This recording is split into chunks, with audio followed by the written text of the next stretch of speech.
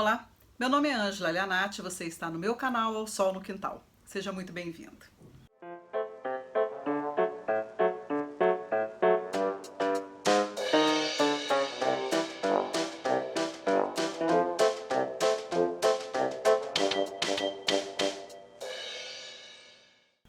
O livro que eu trago para apresentar para vocês hoje é o espetacular O Xará, da Londrina, filha de indianos e depois morando nos Estados Unidos, Jhumpa Lahiri.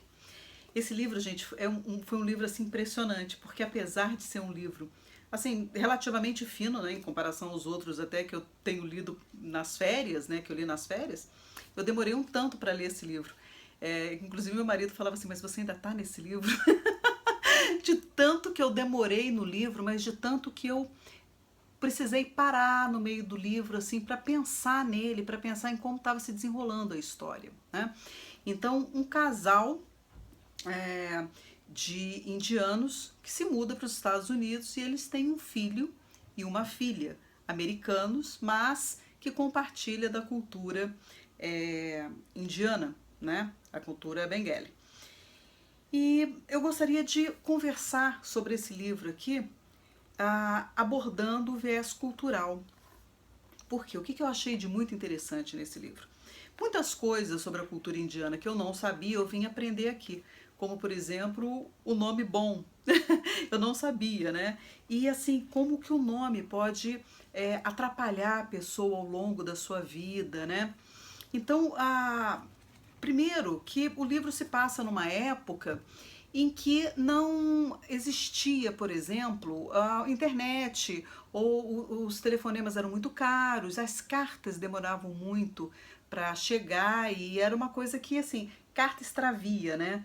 As pessoas hoje não sabem o que significa uma carta extraviada, mas quem, assim como eu, participou, né, desse movimento de escrever cartas e levar para o correio, sabe a angústia que dava de a gente ficar esperando por algumas respostas, como eles vivem isso aqui, né?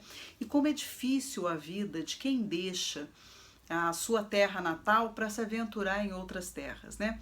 Então a principal angústia aqui do personagem para mim, né, do Gogol, Ganguly, né, que é o que recebe o nome o Xará, né, que o pai gostava muito da literatura russa e colocou o nome no filho.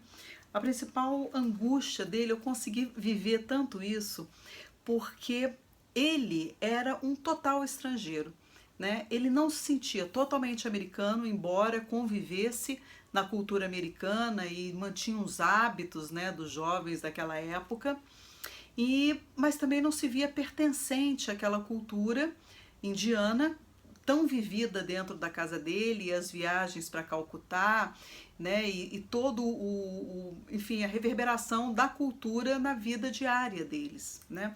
Alimentação, nome e o luto, a vivência do luto, as crenças, os valores, etc, né?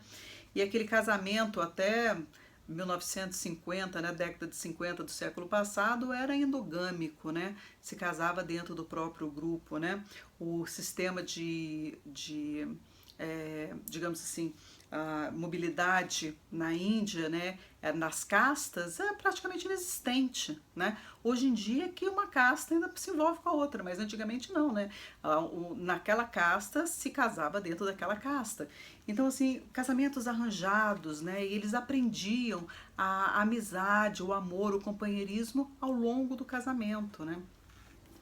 Enfim, eu sei muito pouco sobre a cultura indiana e esse livro aqui me enriqueceu bastante, né? Eu gostaria até de aprender mais, para falar a verdade, assim, gostei, né? E esse estranhamento que o Gogol ele experimenta, né? De, é, de pertencer, de não pertencer a nada, né? Esse sentimento dele é um sentimento que me persegue também. Eu sempre me sinto estrangeira, né? Então eu utilizo muito uma frase do Fernando Pessoa que diz estrangeiro onde quer que vá. E eu me sinto estrangeira onde quer que eu vá. Eu não me sinto uma pessoa com pátria, né? Inclusive, eu tenho um amigo que ele também se sente assim.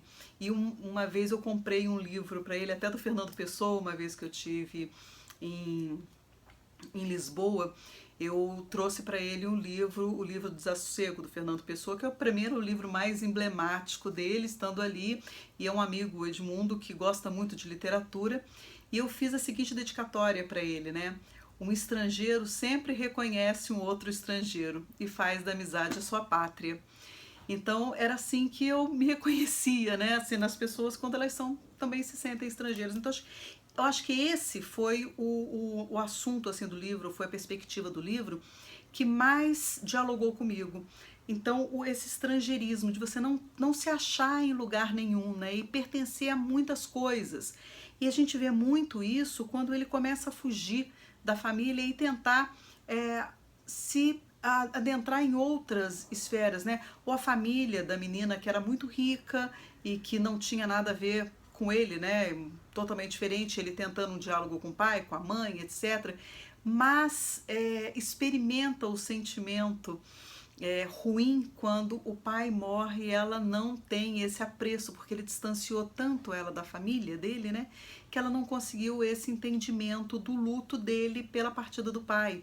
Então, a, aquela aquele encantamento ele se esvai, né? E também ele tenta um relacionamento com uma menina que é indiana, mas aquele relacionamento que estava na cara de que não ia longe, né?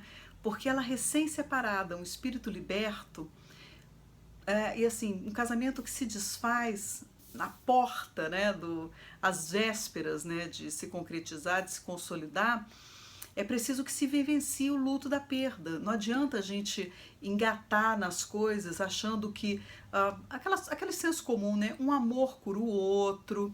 Não, isso não acontece. Um amor não cura o outro, né? Um outro amor só chega quando aquele primeiro amor deixou o espaço livre para o outro chegar. Não existe a cura de um amor pelo outro, né? Isso não existe, né? O amor ele faz muito bem, mas em termos de amor erótico, né? Esse amor esse amor não cura, um não cura o outro. Bom, então vamos lá. Então a gente vai vendo assim que ele vai se metendo em rascadas, etc. E aquela vivência dele um tanto vazia, ele não pertence a nada, né? E a vida dos pais dele, né? O sofrimento deles de vivenciar uma cultura à distância. Eu nunca morei fora do meu país e acho que não tenho esse tipo de vocação. Eu preciso, de uma certa forma, dos meus amigos presentes, eu preciso reconhecer a pessoa do jornaleiro, eu preciso reconhecer a pessoa, o garçom que me atende no restaurante, eu gosto de saber o nome do garçom, eu gosto de cumprimentar as pessoas pelo nome, ter uma certa proximidade e voltar aos lugares por onde já passei, aquele saudosismo. Então você viver esse enfrentamento de uma nova cultura, né, de uma nova perspectiva, é para pessoa muito liberta, assim, das suas raízes. Eu não tenho tanta liberdade, assim, né, tanto desprendimento. Eu tenho uma irmã que mora fora do Brasil já há muitos anos, né? Ela é médica e trabalha nos Estados Unidos com a medicina. Ela é super especializada em epilepsia infantil, né? E é até um exemplo a minha irmã, né? Porque a gente veio de escola pública e ela frequentou o curso de medicina numa universidade federal e hoje ela está no Hospital da Criança de Harvard trabalhando com epilepsia, né? E ela é uma autoridade no assunto. E ela comenta também, né, que as pessoas com quem ela mais gosta de conviver ali são os indianos. Ela gosta muito da perspectiva dos indianos diante da vida. E eu gostei bastante também de como eles, apesar de como eles constituem os laços, como eles fazem para preservar a cultura, a necessidade de preservação da cultura deles aqui, né? Nas reuniões, nas celebrações, nos rituais. Né? Então toda essa manutenção é um pedaço da identidade que é sendo renovado e é sendo mais solidificado, né? Através dessa perseverança, né? E não abrir mão de tudo e morar fora, porque isso é tão difícil. Então eu acho que isso foi uma das coisas assim que mexeu comigo esse livro, né? E aí, quando você lê o Capote, né, do Gogol, o que é o Capote? Porque veio o conto, né, um anexo aqui. Deixa eu ver se eu acho se tá por aqui, porque eu não... Ah, tá aqui, achei. Tá aqui, olha, ele veio, o capote, né? E a história é de um funcionário que ele tem um capote super velho, né? Todo costurado, e aí ele junta dinheiro para comprar um capote novo, e ele é roubado, e por causa disso ele morre de frio, e ele começa, a alma dele começa a roubar os capotes, digamos assim, né? E foi uma coisa assim muito impactante, assim, porque o que é essa alma perdida, né? Na hora eu me vi ali como o espírito do funcionário do capote, né, que perde o capote, e me remeteu àquele filme Ladrões de Bicicleta, né, que é impossível você não fazer as conexões de vez em quando. Você está lendo uma coisa, você vem outra ideia, assim, né? Eu lembrei do Ladrões de Bicicleta, quando eu li, assim, que ele perde o capote, morre de frio. Nossa, eu morri na hora que eu vi isso. E aí eu vejo, assim, que esse espírito, né, de roubar o capote, o espírito, né, da cultura que fica ali roubando a possibilidade dele vivenciar a nacionalidade dele americana, né? Então ele não conseguia se entregar totalmente porque ele tinha esse espírito, digamos assim, de porco, né, rondando ele assim, não deixando ele vivenciar as coisas e fazendo com que ele fosse um completo estrangeiro na terra onde ele nasceu, né? Então esse confronto das culturas foi assim que eu vi esse espírito aqui que rouba capote, roubando, né, a possibilidade dele de se envolver, né, verdadeiramente na terra onde ele nasceu, dado aos elementos culturais enfim, que impregnaram ali e criaram na alma dele um sincretismo, né, um todo indiferenciado, até onde ele é americano, até onde ele é indiano. Então, eu acho que foi isso que o livro mexeu muito comigo. Eu gostei bastante, eu recomendo.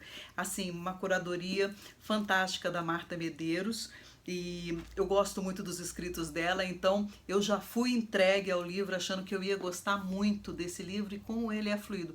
E ele só não andou mais depressa porque o livro mexeu muito comigo, porque de uma certa forma eu também me vejo estrangeira.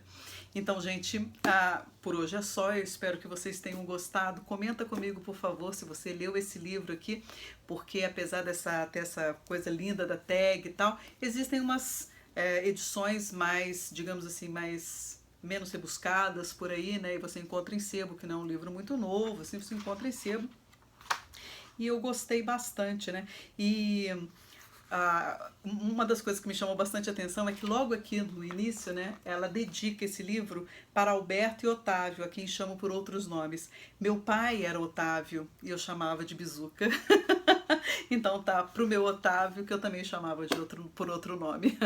Então, gente, um abraço para vocês, tudo de bom e bem-vindo ao meu quintal mais uma vez. Tchau!